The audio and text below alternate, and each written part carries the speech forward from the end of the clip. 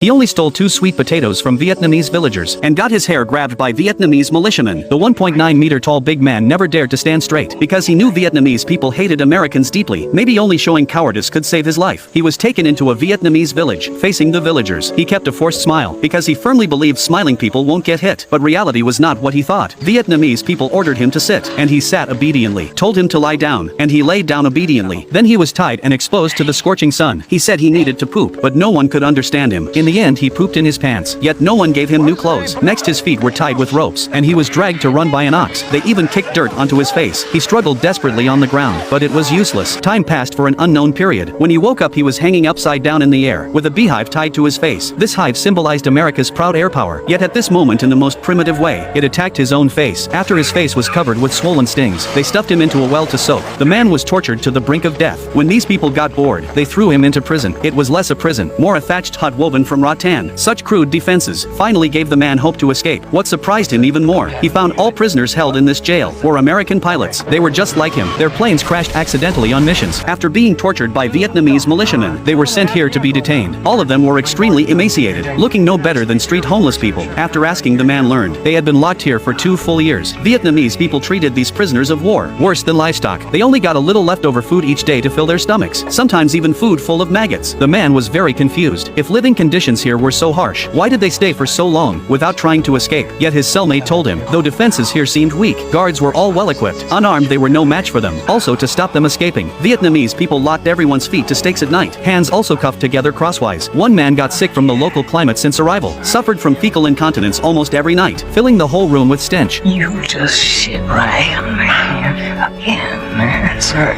That makes it 2,207 times. Count. When the cellmate said this, his tone held no anger, only numbness, because 2 years were enough to turn disgust into daily life. Yet this strengthened the man's determination to escape. He thought long-term detention had made these people lose their fighting spirit. The first thing he needed to do now was to remove foot and handcuffs, so he needed a nail. But the only nail in the whole prison was on the shed where guards stayed. The man told cellmates to spread out, to distract guards. Finally, only one friendly big giant stayed in the shed. He walked over pretending to ask for toothpaste to brush teeth. Camera blurs the guard in background. Close-up of his finger biting tightly. Subtle shake between nail and wood board, and the nail was in his hand. Back in the cell, he sharpened the nail thinner, finally grinding it into a steel needle. At night, he used the steel needle to unlock cellmates' handcuffs one by one. Everyone was overjoyed and praised his skill. This success boosted the man's confidence greatly. He thought soon he could escape from here. But then his cellmate poured cold water on him, because even if he escaped this prison without food or water, he could not survive 3 days in the rainforest. Yet the man firmly believed human effort can change fate. He would wait for rainy season to leave if no water, and start collecting food from now if none. So after that, the man endured hunger every meal, saving a small